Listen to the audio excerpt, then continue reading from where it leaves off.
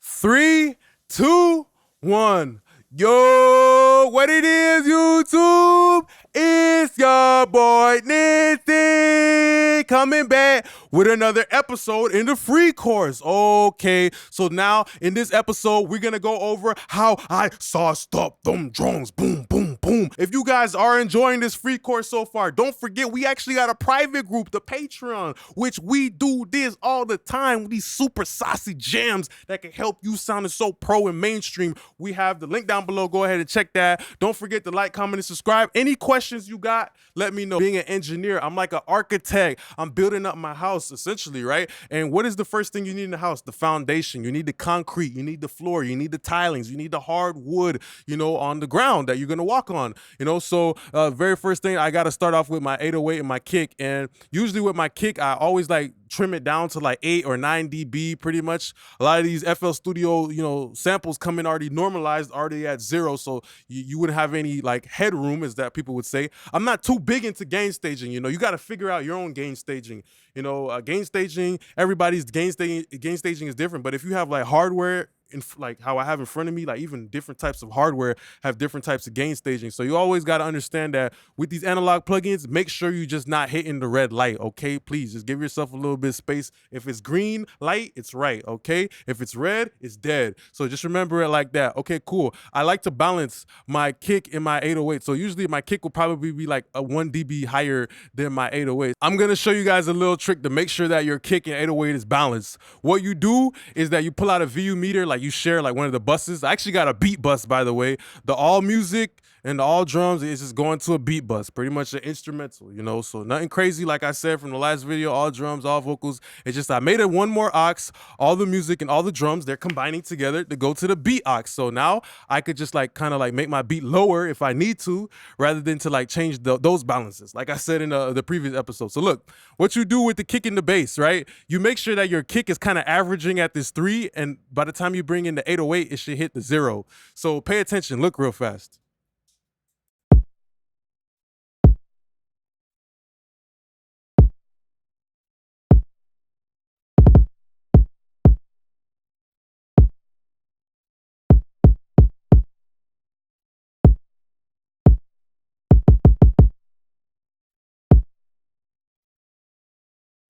So you guys kind of see how every time my kick was hitting, it was kind of hitting somewhere around that little range. But when that triplet kick came in, it hit like really close to the 3. So that's the thing about it. It doesn't have to be exactly perfect. It's just a ballpark range of where it's at. But look, when I bring the 808, it starts to hit that 0.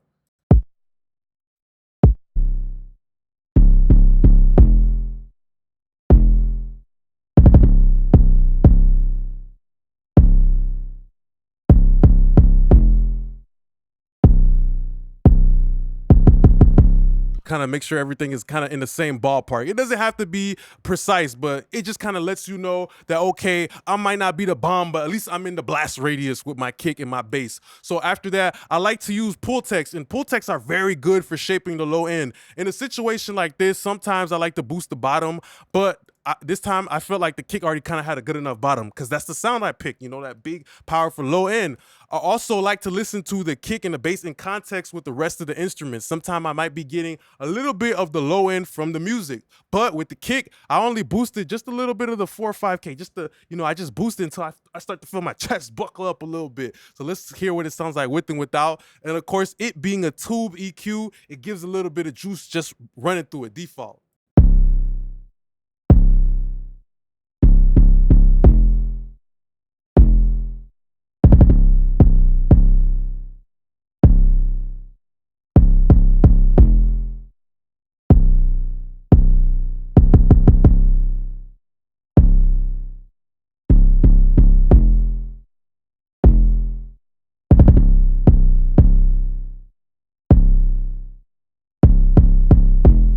So you just feel your gut rattle a little bit, your stomach rattle a little bit, okay?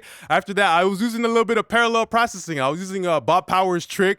So pretty much what you do is I'm using these parallel processors to give me some non-invasive type of additive stuff to the music. So pretty much if you do it on direct insert, like right here, it would be affecting the signal itself. But if you do it on parallel, you can pick how much of that you want to blend, so you still get to keep the original sound, but you're just adding more onto it. And parallel processing is great for rap music because if somebody sends you sounds or you pick the sounds, you don't want to redo all the hard work that you did of picking the sounds. So look, this is what you do. I got the Pultec. It just did like a super boost at the bottom, at the booty, boosting that booty. That's what I did. I boosted the booty of the kick on parallel. Then of course I wrote off a lot of top, and I used the DBX because I know that VCA topology gives me a little bit of snap. You got to understand. Okay, this is a tool BQ. This is a VCA compressor. Okay, so I should go there. Oh, if I want some more snap on my kick, you feel me? So let's listen to what it sounds like with and without.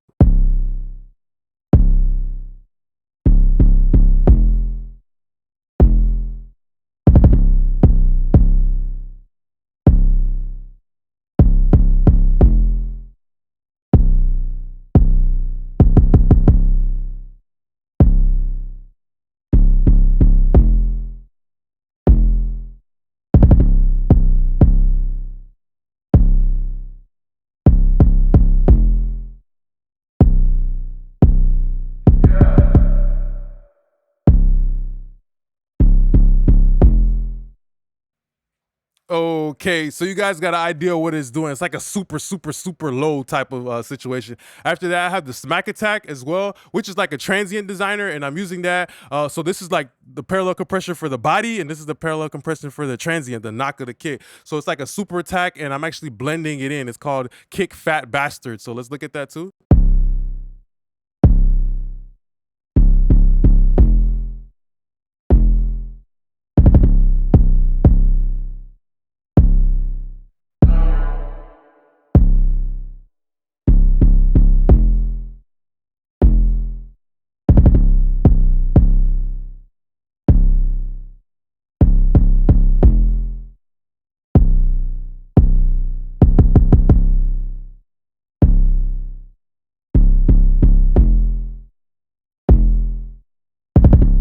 Okay, so those two parallel processors right there added so much juice. After that, we had an RVox.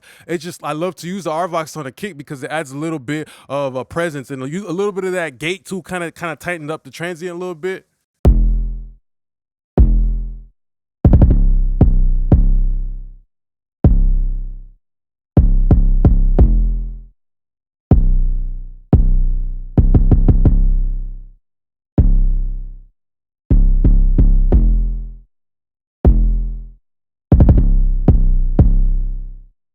All right, so yeah, that was very important for the kick. That's the processing. After that, for the 808, what we used right here was another Pultec. I was using this to, kind of like adjust the sub of the 808 and everything like that. I love to use a Pultec on the low end type of stuff. And what I do is I just keep boosting it up. I felt like the 808 needed a little bit of sub because it was like a boom, boom. It's like a quick 808, so I wanted to have a little bit more body. That's just kind of how I felt it.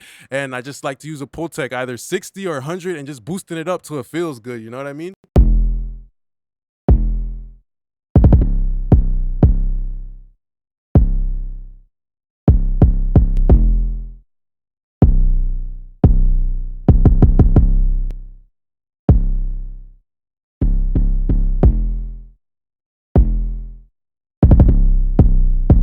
Just making that 808 feel like Bubby the Big Blue Whale. Parallel distortion. This kind of helps it, image a little bit better on smaller speakers and everything like that. So that's the thing about it. I use the overdrive stomp and I kind of go on Studio Rack, multiband split, parallel split, and pretty much I'm distorting everything above 108. If you just start to distort, that low end, it's going to start to sound really crappy and flat. And of course, with that Pultec, it just kind of sounded like without the Pultec, the 808 was like a balloon that got bursted. You know what I mean? There was no body. It was just like flat and just like, it didn't feel good. So let's listen to how this also makes the 808 a little bit more audible as well,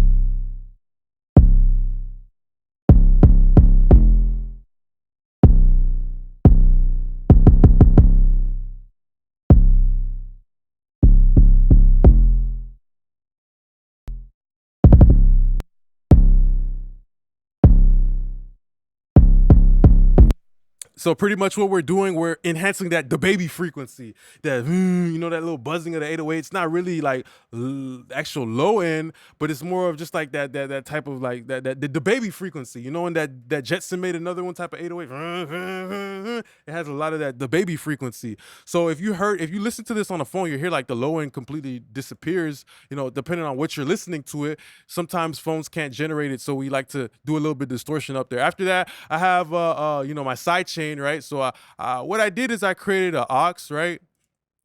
And this aux right here is pre-fader, so no matter how the volume of my kick is and everything, it's still the same level going to that sidechain, right? So I created an aux, did pre-fader, full send. Then after that, I go to the 808 and I open up a C6 and I only sidechain it on the lows. You feel me? So it's only the lows that are being ducked. Like if you use like an R compressor or other compressors, it will like duck the whole entire frequency spectrum of the 808. And that's not what I really want. I still want that the baby frequency to be heard. I don't want to lower it. I just want to make a little bit of space for the low end of my kick and everything like that. So you got to pick which one you want it to be prominent. Sometimes it's the 808, or sometimes you want the 808 to be on top and the kick to be other, and vice versa. So yeah, what I do right here is I create the sidechain and I put it on the fastest attack, hard knee, electro, right?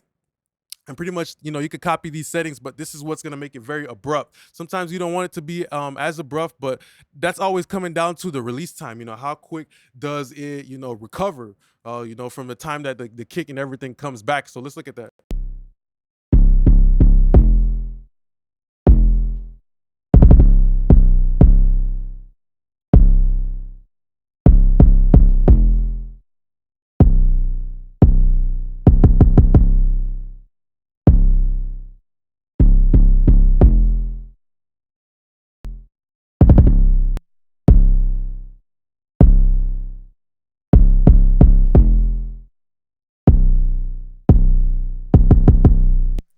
And every time you hear me bypass in and out that side chain, it's kind of like a situation where the C6 is better because it's just the lows. You hear that the baby frequency, like that's what I'm calling it, the baby frequency. That Jetson made another one frequency where like the fuzz, like you know what I mean. You can start to hear it gets wiggled around. So essentially, what I'm doing is I'm having people hear both the kick and the bass, right?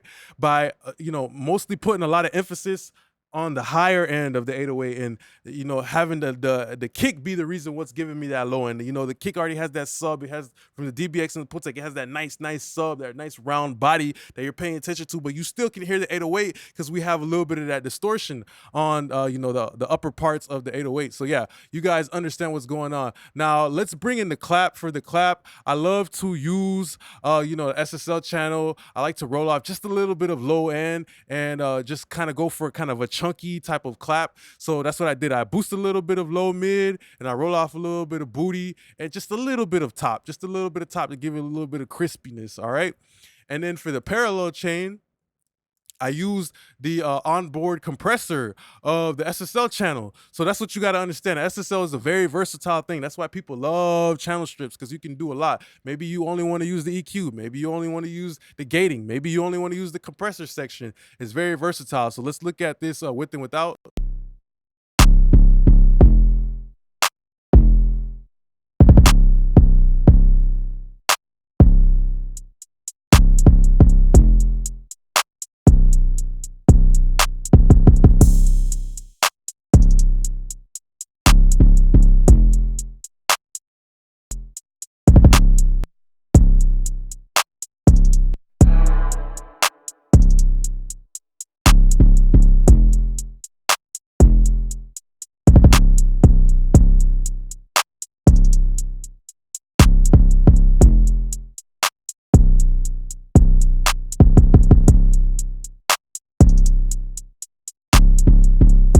Just giving a lot more presence to that clap and everything. And of course, we had a little RVox, just doing a little bit of gate. And that's what the RVox does. It brings a lot of presence to vocals, bass, whatever you want to put it through. The RVox will give a lot of presence and a lot of weight. So as I'm mixing, I'm understanding what do I want to get out of everything, After that, we have the H comp. And the H comp is one of those Waves Gold Bundle gems that nobody really talks about. With the H comp, it's a great compressor because it has like this transient enhancing type of stuff in it. You see like punch right here, like the punch, kind of has like a transient enhancement, and it really helps the hi-hats just cut through just a little more.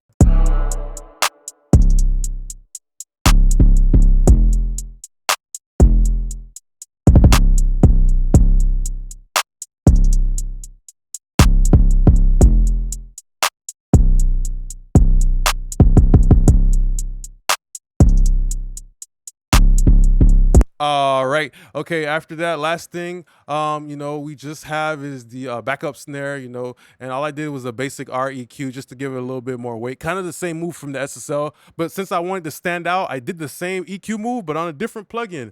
So that's another trick you guys can understand. That's how you glue things together. Maybe you do the same EQ move, so it kind of still has like that same emphasis, but you don't use the same exact EQ. You use a different one. You do the same move on a different EQ, and that, in a sense, will sometimes give separation because I'm not getting that SSL circuitry. I'm just using the basic flat REQ. So yeah, that's pretty much what we have for the drums. And I would be a fool if I didn't talk about how I parallel compressed all the drums. What I did was I brought in a SSL G comp, and I used it because I know the SSL G comp is another VCA compressor that gives a lot of that punch. It gives a little bit of that Mike Tyson type of uppercut and right hook to my drums. So, I just squashing the drums a little bit, fast attack, quick release, and of course I used a little bit of that analog as well, the analog, which kind of adds a little more saturation, and I did the onboard parallel processing.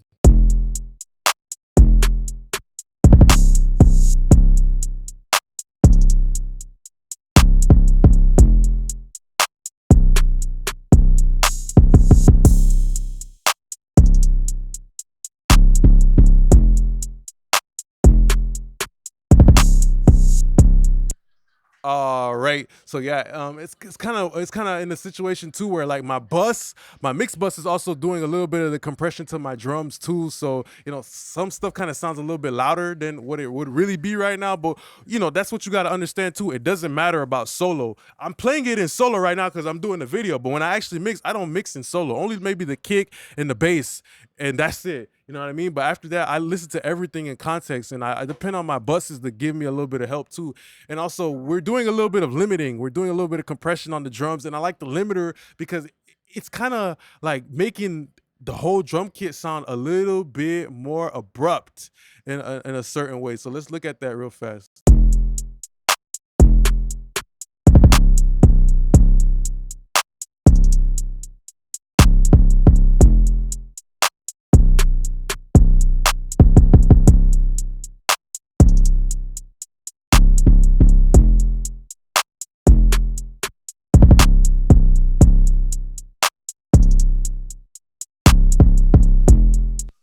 Yeah, so we're using the smack attack. We're hitting limit, and we're limiting like 2 to 3 dBs, kind of using it like a clipper.